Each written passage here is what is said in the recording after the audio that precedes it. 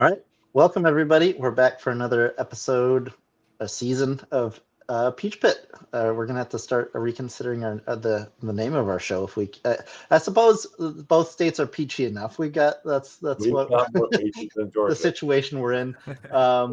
We've got a new host on for this episode. You'll see him down in the corner eventually. We're working on some tough technical difficulties. We'll have him on next time, and we'll get to our host introductions here. But to get the ball started, this is Peach Pit. We're a podcast talking about anything and everything to do with FRC in the Peachtree District and South Carolina First District. But to get started, we'll be covering some topics in our kickoff reaction video here for some initial reactions to the kickoff video.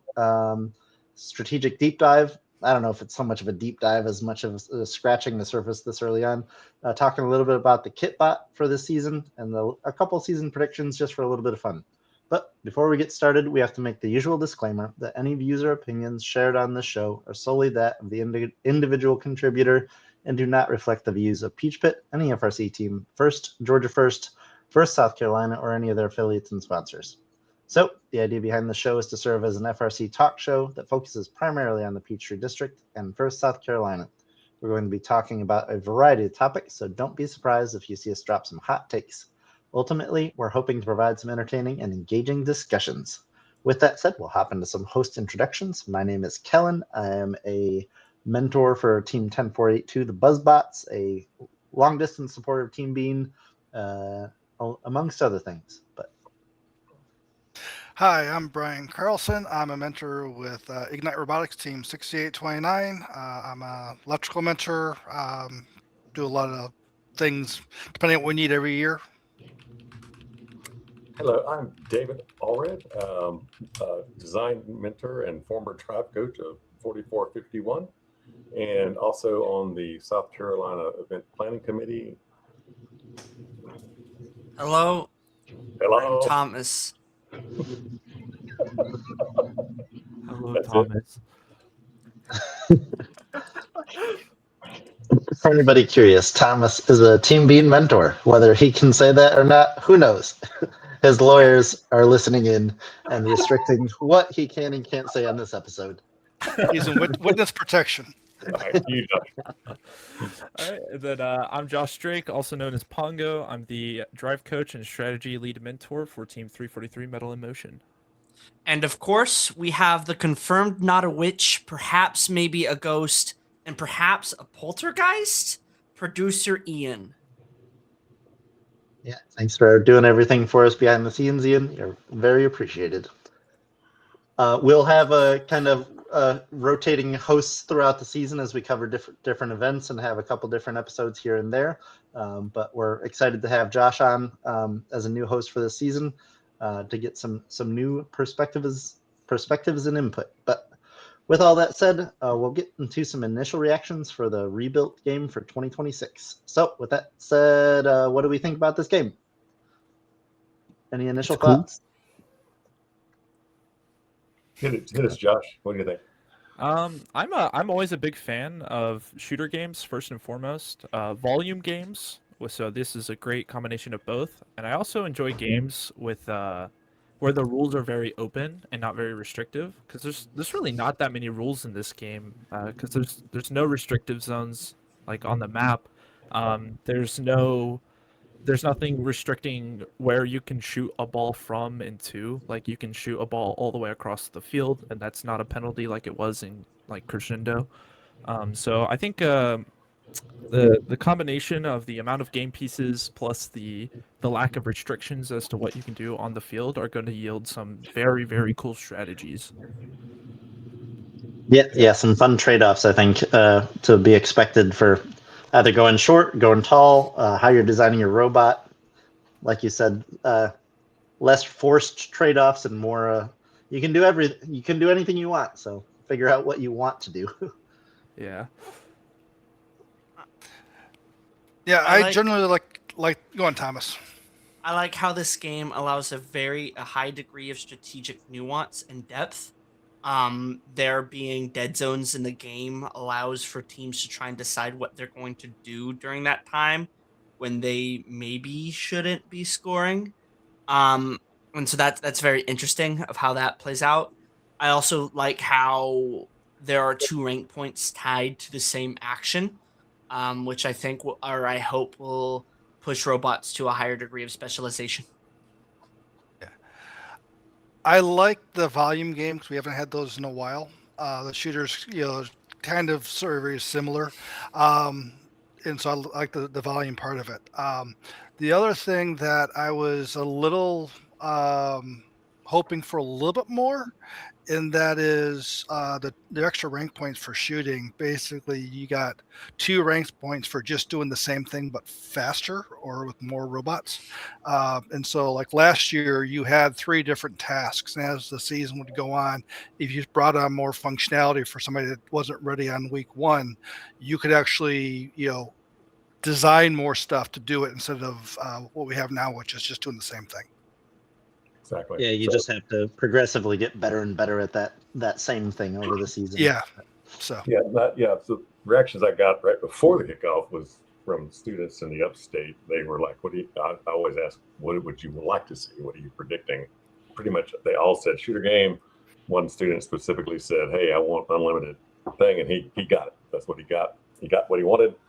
So for a long time, we've always had the autonomous drive off the line. That's gone. We have no direct autonomous rank point. So 20-second autonomous. A 20-second autonomous to do carom. I'm going to call it carom in the middle of the field. That's going to be wild looking. Yeah, I've heard a lot of people itch for I want to play 2006, and there are just enough elements of this game that you really get a lot of the good parts of it, as well as some new stuff. But I think we got a little taste of that in 2020 for a game where you're loading up and shooting a lot. Obviously, there was still a game piece restriction in 2020, but at least enough of it. But obviously, only a couple weeks of that game ever really occurred. But I think out of the box, this is a exciting game to imagine getting played. I'm curious how it'll play early in districts of what you'd like to imagine a game looking like. I think district champs, world champs are going to be thrillers. We're going to see a lot of fun action, but just what's this game going to look like early on in the season should be interesting. But yeah, I think early it's just going to be people driving around shooting and collecting and shooting. There's not going to be a lot of probably robot interaction. Yeah, I think that'll be a progressive thing teams figure out, that especially because unless you're going to a full field scrimmage with a bunch of other teams, you don't really get a feel for how that game flow is going to work. So I think that, like you're saying, it's going to be something that's figured out once teams get a sense of, okay, well, this is how this game actually works. I do actually have 25 seconds. So this is also a very complex game for drive coaching, of knowing when you're filled up. Like, all right, let's make this decision now. So it's you don't want to leave balls in the hopper, right? Yeah. Team 343 has already floated around the idea of, instead of having 2 human players and 1 driver, you have 1 driver and 2 drive coaches, each calling out different things. Yeah, I think this is a game where you're going to have extra drive coaches for sure. Yeah, I don't see the human players. Obviously, they looped in the ability for a human player to take some shots themselves, but I don't see, outside of them like releasing the fuel at the beginning of the match, I don't see there being much inclusion of the human player element. Because I think of the fuel that start back there, it's only 8 per human player that are really accessible. If it's a total of 16, I forget how many fuels start back there, but I think you can only access half of them, because the rest of them are below the blue line in that chute, if I'm not mistaken. So okay. But yeah, I believe there's some restriction of how many fuel those human players can even access out of the gates, but I don't see too many robots pushing more fuel in there for the human player to then shoot, because that's a pretty niche strategy. But that's true. We could just leave them behind the wall to at least give the human players a little bit of entertainment value. Yeah. Otherwise, it's going to be like everything's a revival, right? This is going to be like 2022, where they can take the long shot behind the wall. That was very fun to watch. I enjoyed That that. was fun to watch. There should be a juggling RP. All right, so juggling, extra juggling RP, and let's all agree, from a cooperation standpoint, we have enough balls on the floor.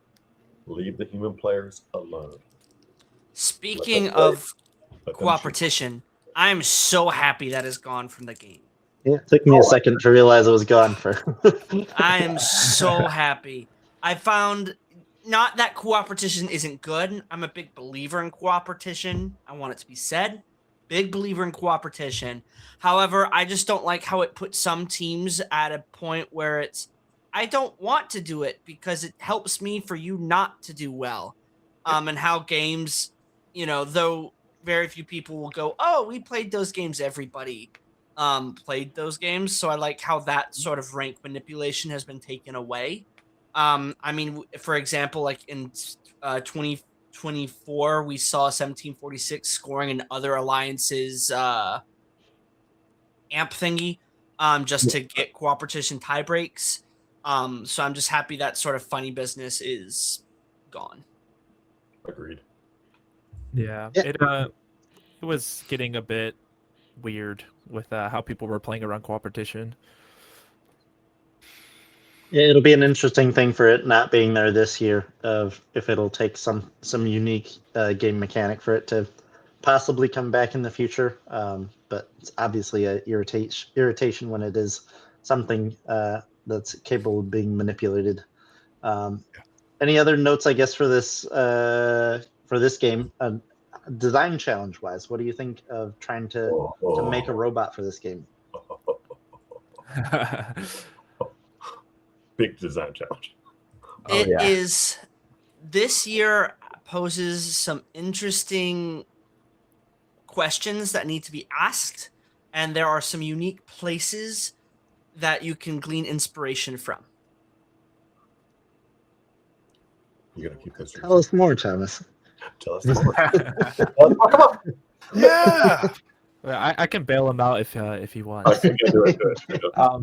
One of the things we actually just started testing with the game piece tonight, and we took our COVID robot, our 2020 robot, and we just fed the game piece through it like 10, 20 times, and the difference between a brand new fuel and a used fuel is almost staggering.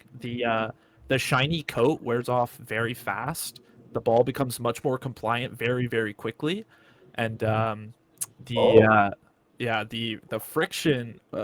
We've noticed some soft spots forming on the ball that we shot 20 times. So it'll be very interesting how indexers and shooting becomes different over the 6-week period where some of the game pieces are brand new, some of them have been used, some of them are squishier and stuff like that. How much rough compression did you have on it? I don't know exact numbers because I did not help build that robot, but it was a decent bit of compression. It was a fixed hood with some of the blue Andy Mark 4-inch wheels. Yeah, gotcha. I think it was, if I'm not mistaken, I think it was Cranberry Alarm at least looked into or had made any commentary about it being a harder game piece, that compared to a lot of the foam balls that we've shot in the past, the compression is within the game piece, so you don't really have to worry too much about where that compression is. But if it's a harder game piece, it's not going to compress. So trying to push it through a hard wheel with a hard game piece and a hard hood, you're going to get some weird reactions based on surfaces of things. But if you instead have like any kind of layer of foam on that hood, that can handle some of that compression and get you a bit more of the dynamics that you're looking for how the ball's going to flow through the shooter wheel. That's something that's been super interesting to look at, is how the balls react over time. I think even just handling them at our kickoff site once we got our kit of parts, just handling it, there were several of us that left with yellow dust on our fingers, just from the foam rubbing off. So like if you remember in 2024 how teams would have, like, I just remember seeing Citrus, their intake being a bright orange from all of the Cheeto dust from the notes. I think that's going to happen a lot. So teams definitely need to be aware of the ball you shoot at the first, like the balls the teams are shooting in the first match are going to be very different than the balls you're shooting in finals 2. Interesting. Yeah, so the return of lemon zest. Yes. So that'll be interesting. And I think one thing I like about this game, and it kind of brings us into the next section, is the similarities to past game mechanics, not necessarily elements, but mechanics itself. The thing that really excites me the most is they borrowed, and this is going to be a real blast from the past. I was 6 years old when this was happening, but like the 2006 game, like that type of something really excites me. I think that's a game that a lot of people kind of look at and go, I want to see what that game would have looked like on modern FRC hardware. So that, that type of your turn to shoot, my turn to shoot, really has some interesting elements. I like how it brings the option of, or the likelihood of defense coming back, which is something we haven't really seen outside of 3-2-1 on Einstein in 2024. Shout out Strike Force. And those guys, kind of playing I wouldn't really call what Strike Force is defense, more of like opportunistic offense. And you have a 2014 comparison there of figuring out like, okay, I made my pass, I'm on defense now. But there's some, I'm truly excited about the possibility, or because we're going to see it at the highest tiers, because you're not like in elims, you're not chasing that 360 supercharged like in elims. So you're going to see top tier robots of the world playing that type of offense, or just taking balls from the middle of the field and just pouring them into their home zone, so that when it is their turn, that they can just sweep them up and score them. But I think we're going to see some really good robots and some unique situations that you might not usually see them in. But on the 2006 comparison, that was the second game I ever played in my time in first. But again, like imagining what that game would look like in modern era. There were so many fridge robots that were still 5 feet tall for the amount of poof balls you'd fit in them. Of the 30-inch restrictions, pretty significant. I know there are a lot of teams still considering as well going under the trench, which is even a shorter restriction, which is obviously going to limit your hopper size. I know a lot of teams are concerned about getting beached on fuel and not wanting to have to bug an alliance partner to help get them off. So there's a lot of fun dynamics, I think, with that. How the bump is encouraging teams to go any faster, especially if you're sticking with swerve, any faster to get up and over that without beaching. But then that introduces the threat of getting beached on fuel. So do you just go short to get around that altogether?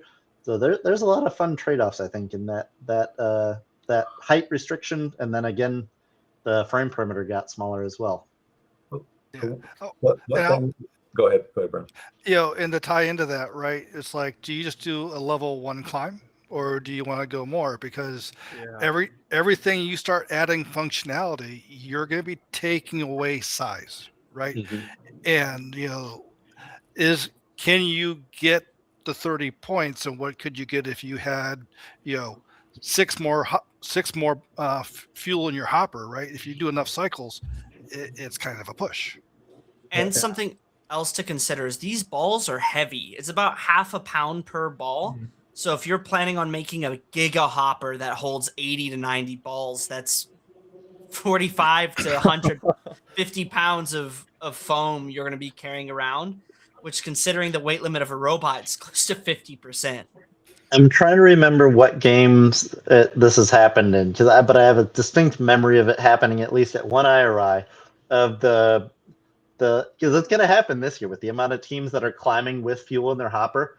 But I guess I imagine the top tier teams in the world are going to be able to get rid of that hopper in a blink of an eye for as fast as those 50 plus game pieces are going to be in the robot and in the air, to then instead go climb. But I'm looking forward to the robots that climb and then shoot. Yeah, some of my students really, really, really want to do that for fun. Yeah, it's on our epic list. Right? Yeah. It did not make the top priority list, but it's on our epic list. We have a name for the epic list on Bean. It's called the no list. Yeah. Well, we actually did a Bob Ross thing. We call it a happy accident. So if it happens, it happens. We're not designing for it. How about that? There you go. I like Happy that. accident. All right. Any other key game Yes. elements that people are excited about getting back to? I like- think that Go the on. design choice of that bump, this is sort of like a 2016 challenge, except 2016 there was points for going over the bumps, right? But in this game, if you do build a tall robot with 50 pounds with 50 pounds worth of fuel in it, and you go over that thing, you yeet over it, those are only 6 foot wide. There's 2 6 foot wide areas, and if you can't go through the tunnel, how about a defenders? What are the people doing when they're not shooting? They could be stopping you from getting from the neutral zone into your shooting zone. Yeah. So Well- it's got to be really easy to face guard that thing. Yeah. And if you have a full hopper and you yeet, how many do you lose? I'm not worried about losing them. It's just Well- Because you more than likely will bring them with you, and then you can just re-intake them. yeah, you re-intake them. It's not a Yeah. yeeting issue. It's not a lost ball issue. It's you need to travel Yeah. fast to get over it Yeah. with the sword drive. You can't Yep. like just drive over it. So that Mhm. means you got to get around the defender and go zip. Yep. And as that one question was one of the reasons why we saw the game yesterday. I was talking to our team. I'm like, I am building the bump first thing, and when the meeting starts, because we have an old drivetrain, it's like let's see how this thing interacts, right?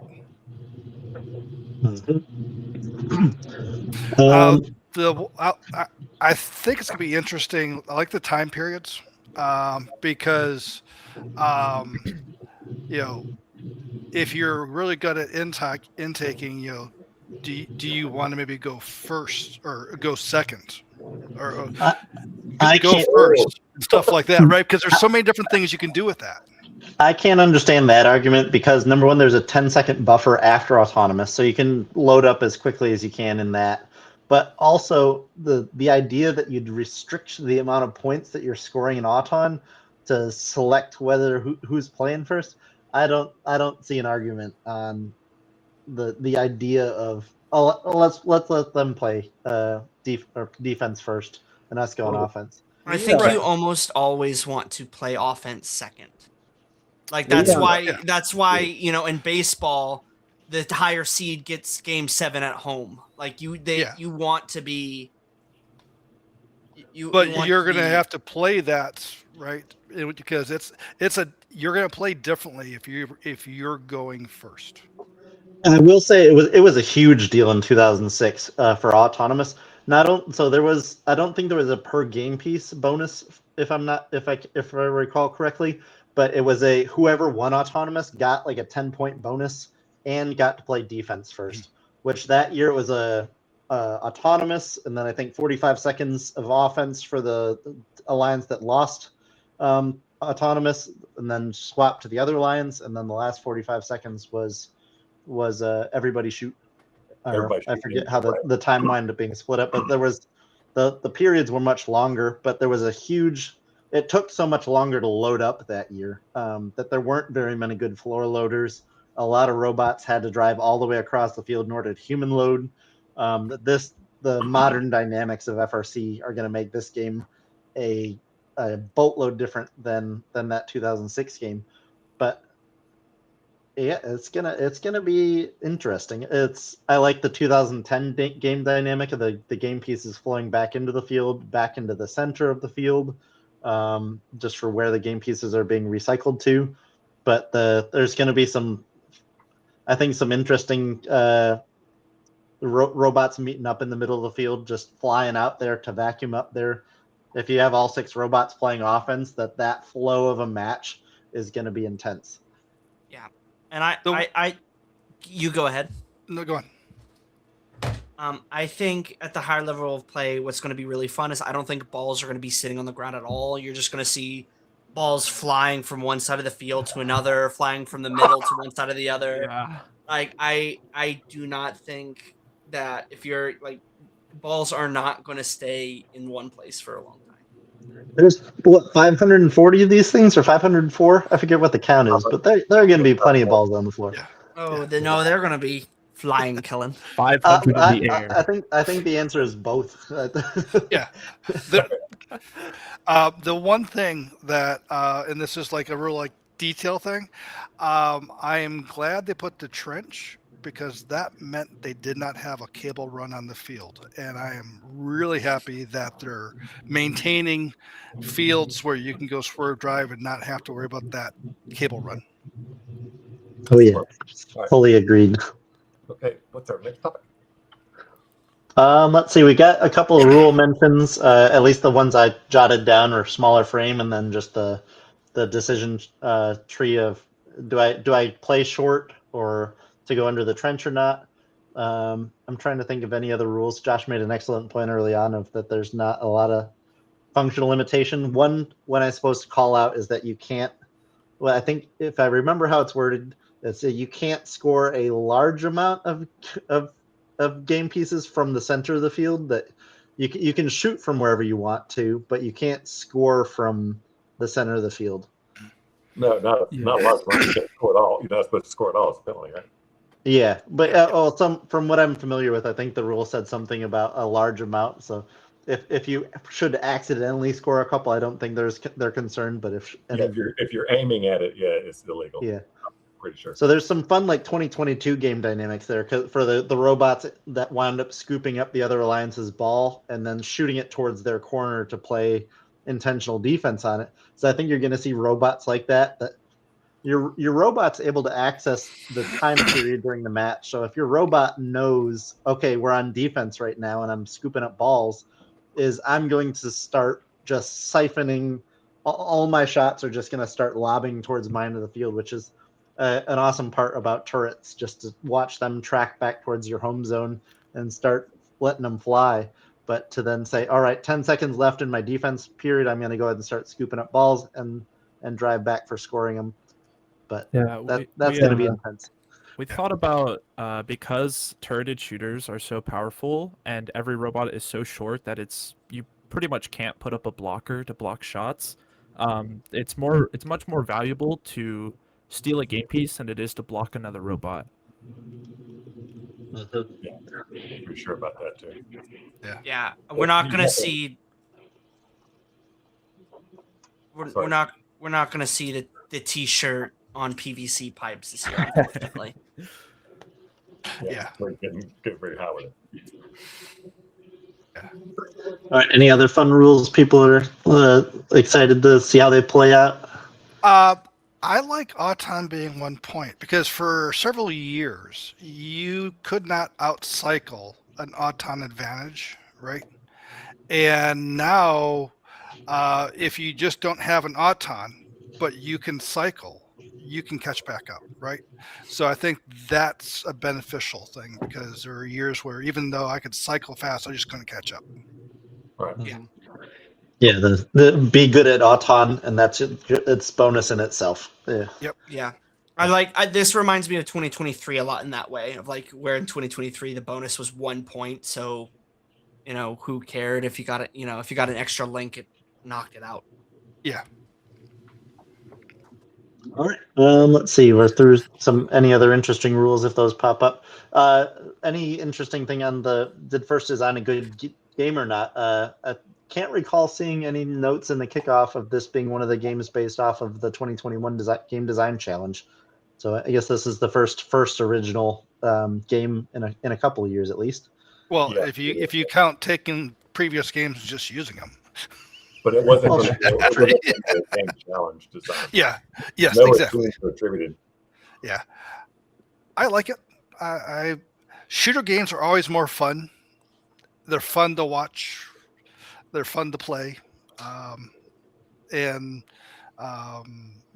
think it's good. Like in 2022, there's gonna be defense. You gotta be able to, figure out when to play it, how to play it, and how do you avoid it.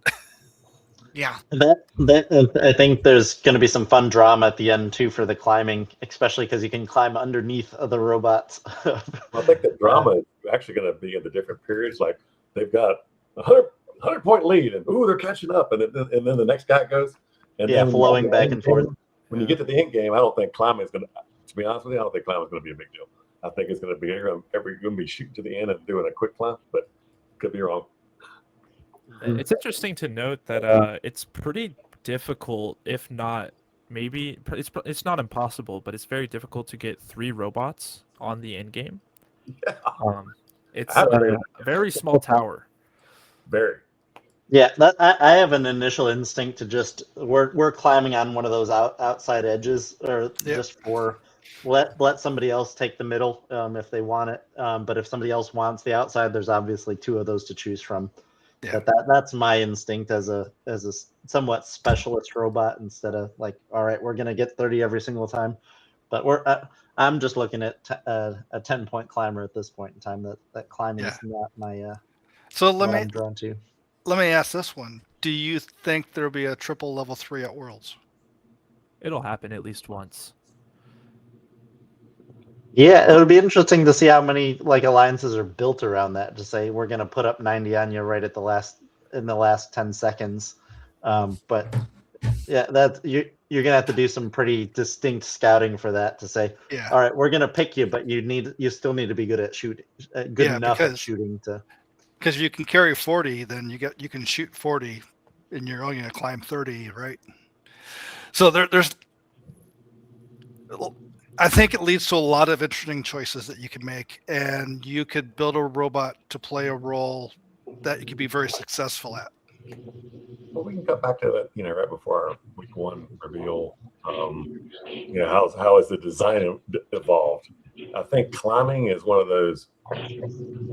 Okay, now what? I think maybe people will try to specialize at the 30-pointer.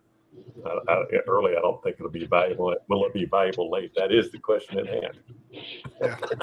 I guess anything else in comparison to at least last year. Last year, I was like, "Oh, this climb is great. I think teams that specialize in it can really get a lot out of it." But I think it was something that, with the like kitbot options available, of like, okay, we can just pop that on and deep climb, and everybody's doing it. I don't think you can really do that this year. This is a packaging nightmare. You got to design an architecture to do it. Yep. Exactly. So it'll be It feels interesting like to see. First did a complete 180, where last year the high value point climb ended up being a lot easier than they intended. This year, I feel like they're throwing down the gauntlet. Yeah. Your design mantra should be: design your shooter and hopper, and don't sacrifice as you add. Or Yep. I would say design your hopper than shooter. Well, Right, with that, with that said, it came up today in conversation. I like the idea of our 2013 robot for this from 1746. That was just you just shoot your preload of 8 game pieces. You climb an auton for another 15 points. So you're already at 23, and then you just spend the entire rest of the match climbing up to L3 for 30 more points. That's a robot that's putting up a fair amount of points by itself. It's by no means being like a top seed first overall selection. But that's a robot that's going to win a decent amount of matches and get more often than not get 4 RPs, because they're only 5 points shy of that 50 points by themselves. So I think that would be a fun robot for this game. Obviously, it would be interesting to see how that play out. So time for some predictions then, maybe? Let's see. I guess we have some notes on like strategic deep dive on how to score points, get ranking points. What alliance roles exist. How many do you guys see specialization happening much there? Do you see like feeder only robots happening? For sure. For sure. I think That's a really risky roll of the dice, especially in district events. I can see it happening more in regionals, but to say I'm gonna try being a feeder robot, you might see some robots figure it out of, oh, I'm not very accurate at scoring, so let's just start pouring balls in my alliance's direction, and that's where I can be more valuable. But a good scorer can be a good feeder. And so in that sense, it's if you have enough skill set to just be an all around skill set robot, then yeah. But I'm curious if there wind up being how much of a specialization there truly winds up being. we were talking about a dual like cannon shooter with like a fixed angle hood, to be more of like a specifically scoring specialist. And then we talked about different like turret designs with variable hoods for like that can kind of do both, but it wouldn't score quite as fast as the dual cannons, but it would have much more utility across an entire season. This is where, like, this is drawing up recollections of like 254 and 2910 in 2024 of just them sitting in that corner with all the notes and just trying to drive and scoop up notes as fast as they could, but the turret was just consistently locked on the wall. That again, this game's gonna be awesome to watch at those top tier levels. Yeah, but Josh makes a great point. There's high volume shooters. There could be like cleanup people that have a turret, right? There could be people strafing midfield, shooting and feeding. There could be the double cannon one. Yeah, I think a lot of people have had this conversation, including us today. And I'm like, are you sure you want the turret, right? So choose wisely. Are you sure you want level 3? I think, Kellen, you gave a great example of why you'd want to do level 3.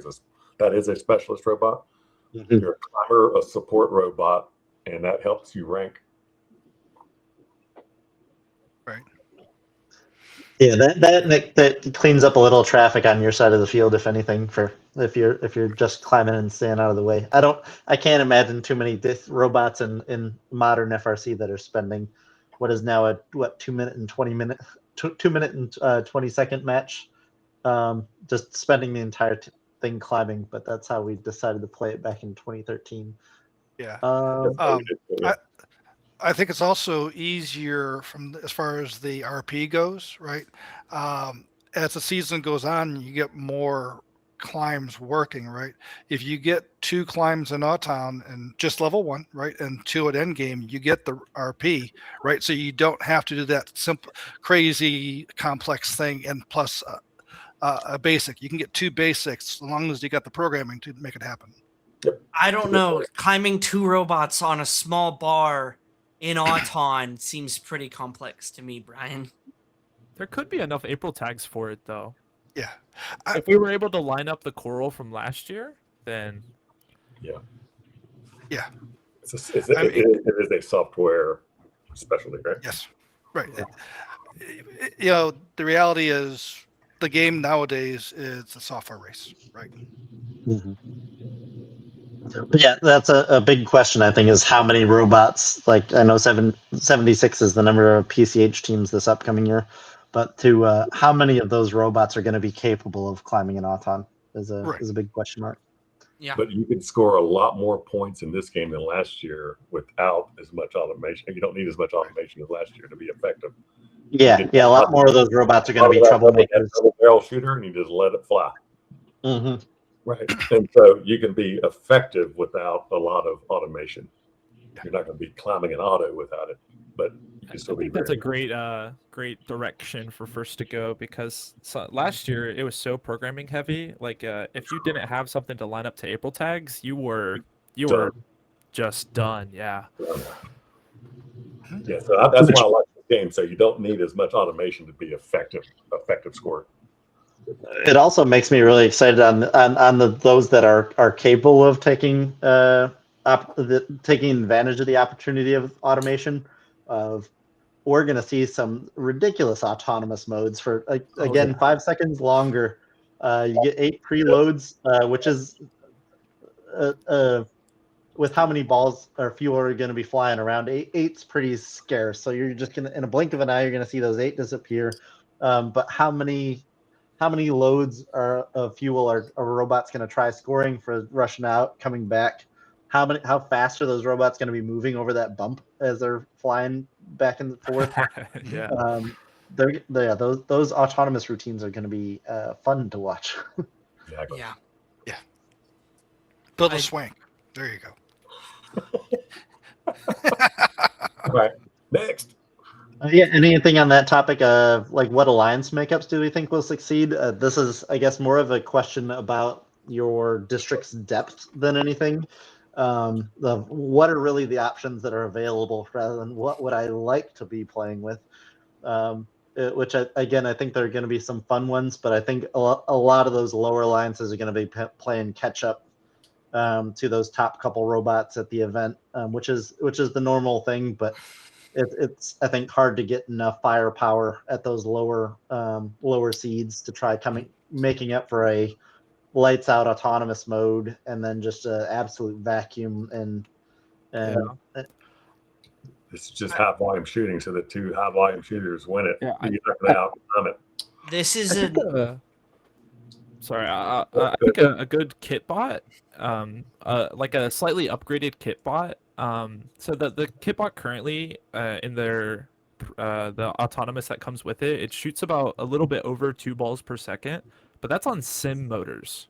So even if you just have like Neos lying around, and like let's say you upgrade the intake with like an over the bumper, and you put like, I don't know, let's put a swerve drive on it for fun. That's a pretty good robot, you know? That's pretty good.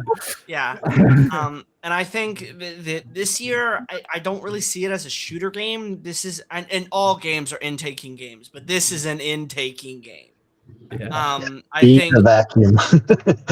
Yeah, I think looking at it, like I mentioned it earlier, but the weight of the balls is going to be important, like when going over the bump.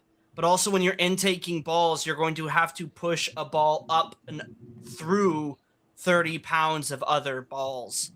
Yeah. So that's something that you need to take into account. So there's some interesting ways to do that. I think looking at it, I think the kitbot kind of achieves it by, instead of trying to push balls up, it kind of shoots it over through their shooter.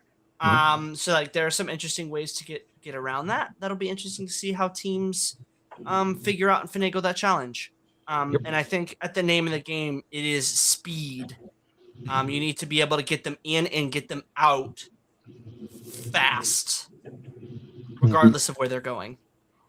And I think a skill as you build your bot, practice playing defense, right? Even you saw it last year with Metal 33 Metal Mountain. Was it Metal Mountain? No, this Yeah, it was Metal 75, Anyways, 38. Defense, if you play it well, can be impactful. And this year, there's going to be fixed shooters, and there's going to be turrets, and there's ways you need to play those, right? And you can, there, even with a tank drive, you can play effective D. So go out there and make sure you practice that. I got a chuckle out of the both goals. The front and back panels are clear, so the defenders will see you. There's no hiding back there. Okay, what's next? All right. With that said, we'll actually get into the kitbot. Any thoughts? I guess any bonus thoughts on its implementation other than what we've already talked about?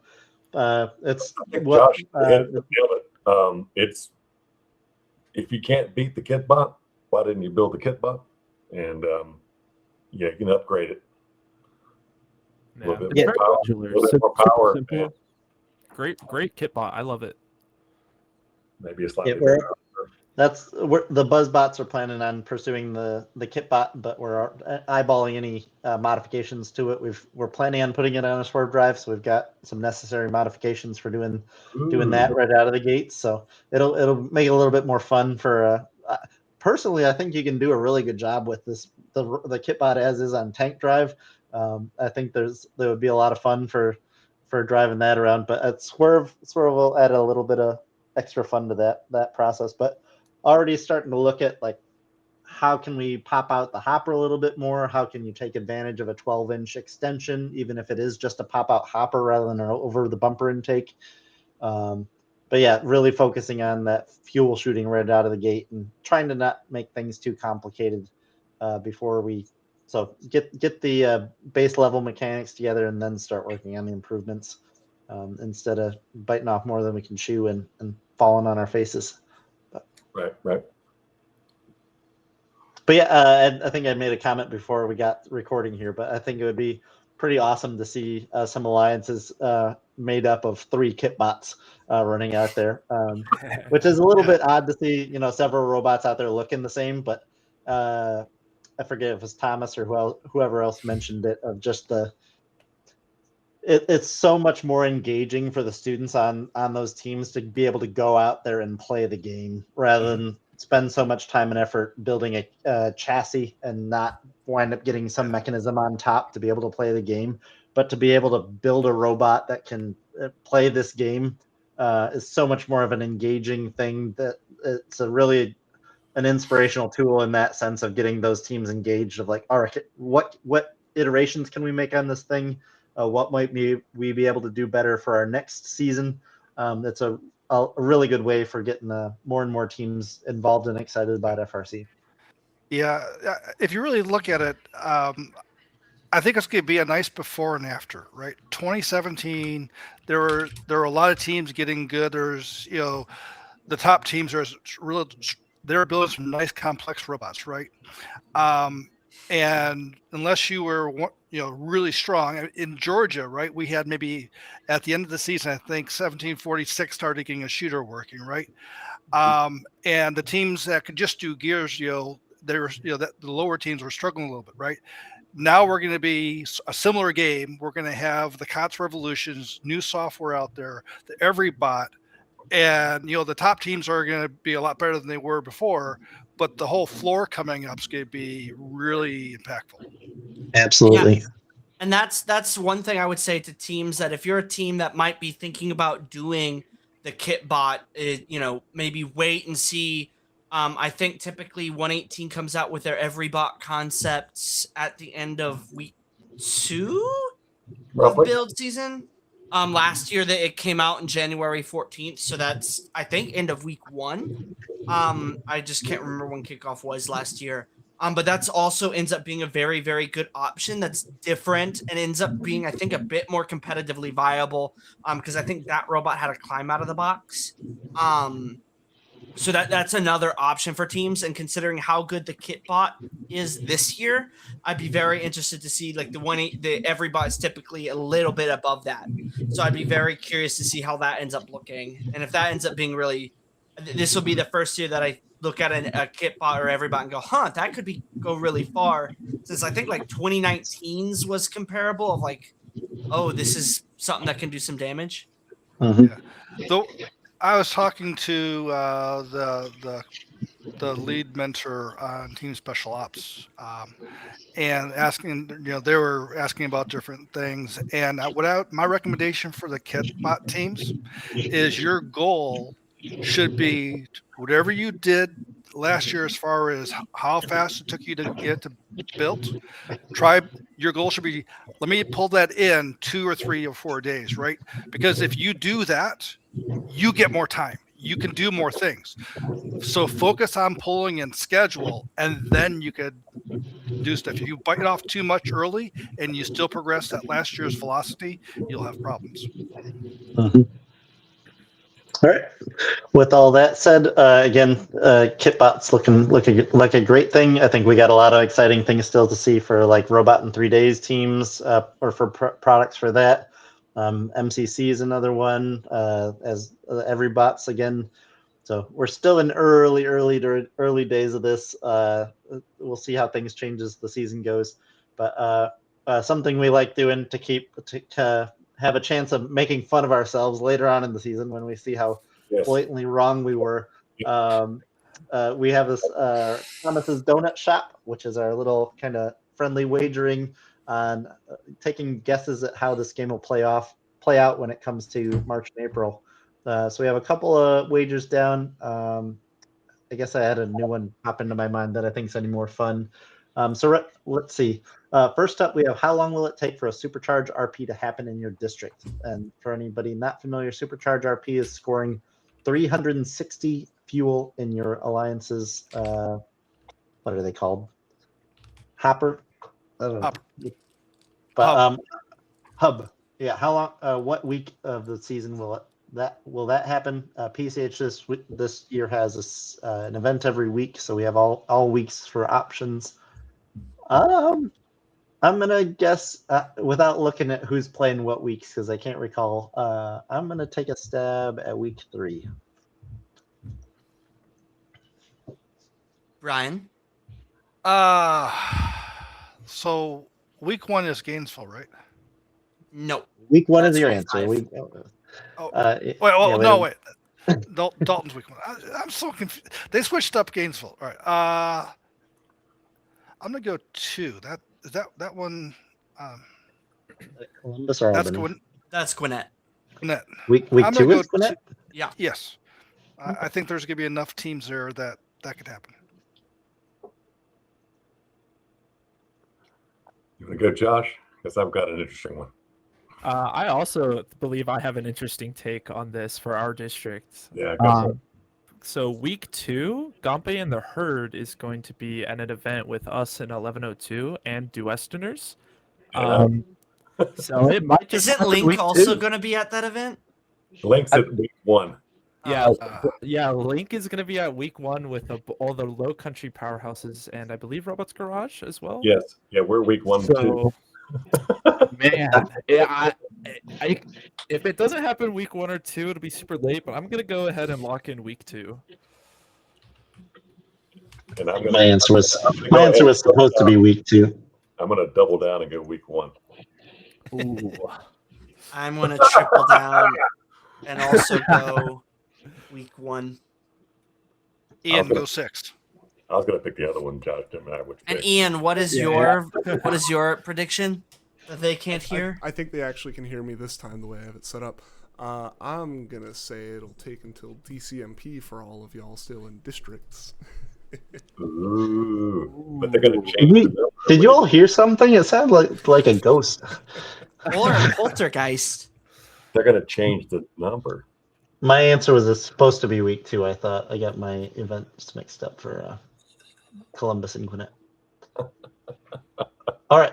How many level 3 climbers do you think there will be in your district? Josh, we have you up first on this one. Oh, wait. I think I'm just gonna say 2. 'Cause Yeah. we'll have a specialist probably, and then I think somebody else will have one. We didn't have that many deep climbs last year, so I'll say 2. Brian? Yeah.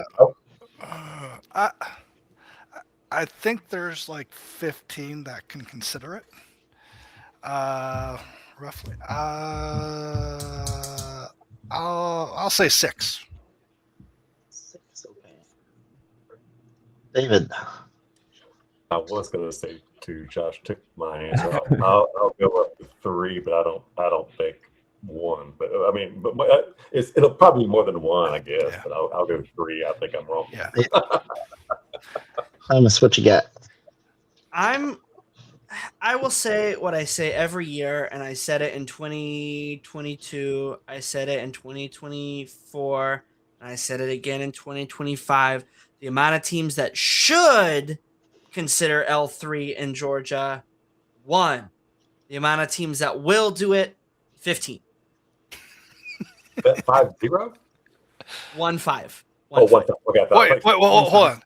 All right, so question. That they're going to build one to do it and never do it, or actually complete it? There will be an attempt and potentially catastrophic failure. All right, so that's clear. If they have a level 3 climber on it, does that count for this? Yeah, we're gonna have a fun time counting this. I didn't think about this. How about it? I mean, if they get to 2.5? really? Oh. Yeah. I was basing my answer off of. I was thinking 2 teams were going to successfully level 3 climb. I think that was more of my count for the. Yeah, and Exactly. Thomas Yeah, did the whole 15. I guess with how I That are worded gonna it, how many attempt level it. 3 climbers in your district that might be Right. considered to be how many intended to be level Well, 3 but the thing is, this is a strategy discussion. If you're not trying to follow the rules as it says climbers. If you have a robot on there, you have a level 3 climber, Okay. right? So Thomas was doing that. All right. 15. Fair enough. All right, Ghost, Poltergeist Ian, what's your number? I was gonna go with a crazy low number as far as, but if it's for successful attempts, I mean, to go crazy, I'm gonna say, every single robot in PCH is gonna have a level 3 climb. 76. Even the kitbots. I gotta get the witch status back. I gotta get one of them. All right. All right. I'm gonna replace this question with what is the highest amount of fuel that's scored in a match by an alliance in your district?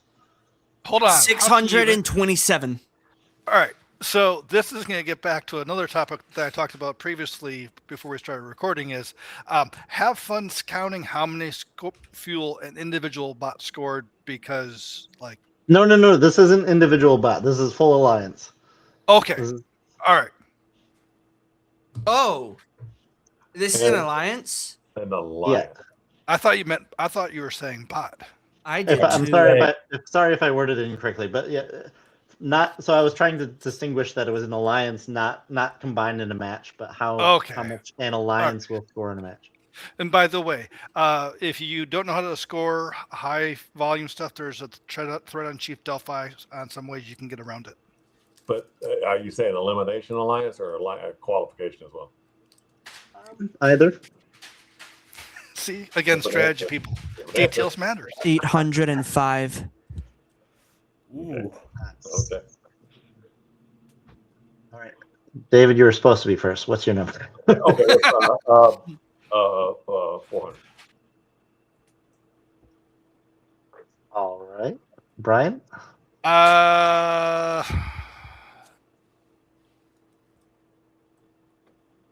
525 because it just because. We're dogs. Josh, what do you get? I'm gonna go ahead and price this right, David here, and say 401. Love it. Well played. Like the strategy. Let's see. 525. I'm gonna. You're gonna do it to me again this year, aren't you? Such a weird game. I'm gonna go with. I'll go 600. I'll give Brian a little bit of breathing room there. Ian, what you got? I'm gonna say I'm gonna go big on this one. Some alliance is getting 900. Oh, I was waiting for triple for 1,000. Right? Give me a 4-digit number. See if the We're not gonna see if the quite software hit can handle it. See if the edge case tested the software scoring or the scoring software. All right, we got a couple other questions. Any interest in these questions for when will the first 6RP match take place in your district? Week 2.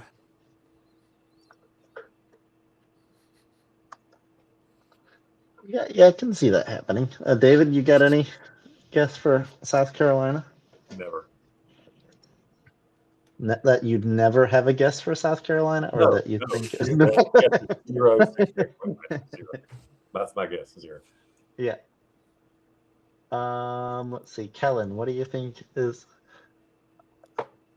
My answer is the same as Thomas's, but I'm gonna, just for sake of mixing things up, we're gonna go with 6. Yeah, I think it's gonna happen. Yeah, I'm also going week 2. I don't. All right. Thomas, I'm which not putting down an which answer quals for this one. match, and Kellen, which quals match? I haven't seen the qual schedule yet, Brian. Ian was bolder last year. Josh, what do you got? Oh man, this is a really tough one because 360 balls plus 50 points on the tower that is tough. I'll say DCMP. Okay. Brian, what do you got? I'm going week 5. I think the Auton in auto is trickier. So. You don't think it'll be there that early? Yeah. That makes sense. Ian? This contradicts my guess for getting the supercharge, but I'm also going to say week 2, and I'll be brave. Quals 25 Red Alliance. Ooh. Be real brave and not 1771, right?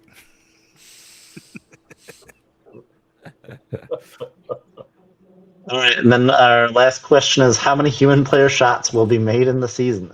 I don't know who added this question. Is this accounting for every FRC event that's happening throughout the year? There's no way to validate this number.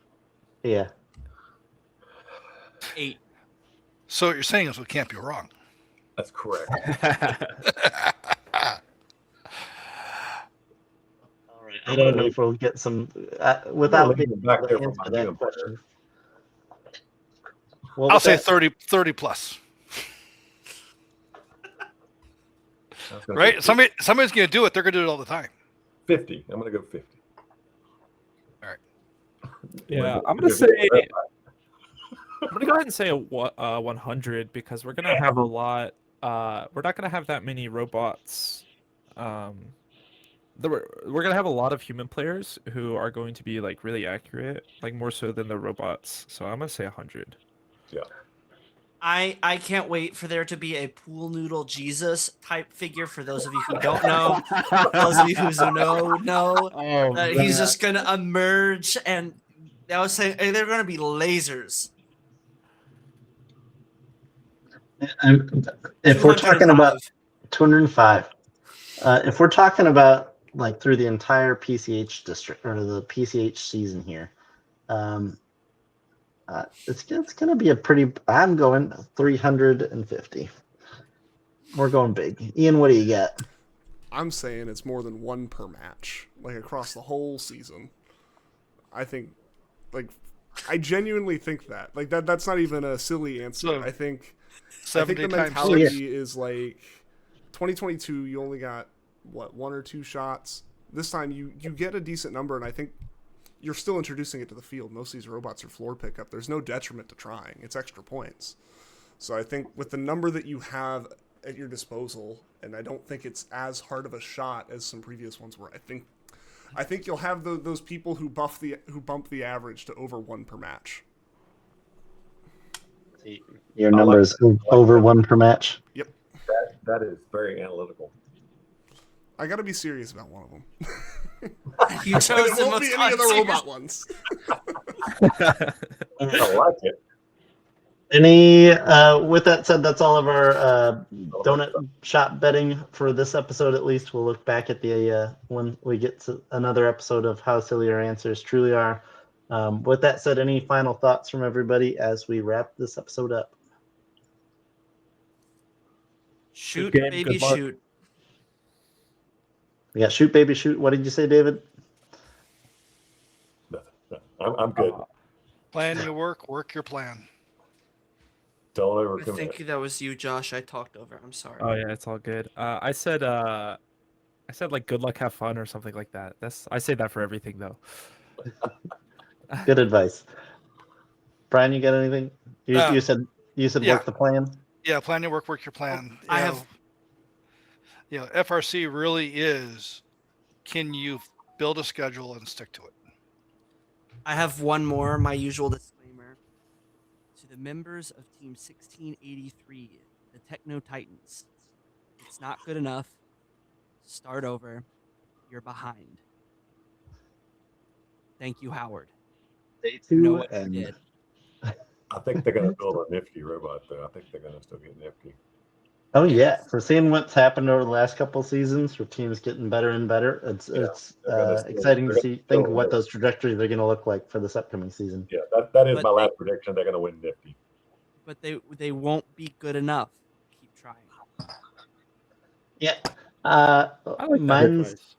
yeah, mine is for those teams that are reaching for something a bit more advanced than last season. Is make sure you're still staying grounded and getting the important things done first before you start looking at those fun things. So obviously try to get the fun things in, but make sure you got the basics done first. So I do want to do one thing. A shout out to Team Link because last year they're like, boy, after we started, after week 2 and we weren't playing with innovation, you didn't talk about us on Peach Pit. So they do listen. So there you go. There's a shout out to your team. No, that's why I picked week 1. Supercharged. Good. Yeah, good luck to all those South Carolina teams. Link comes to play hard. Yes. But all right, with all of that said, we'll go ahead and get this episode wrapped up. We look forward to seeing you later on this season for some either reveal episodes for some cool robots, as well as some review and preview episodes once the action gets started at competition. But until then, we'll Peach Pit crew out.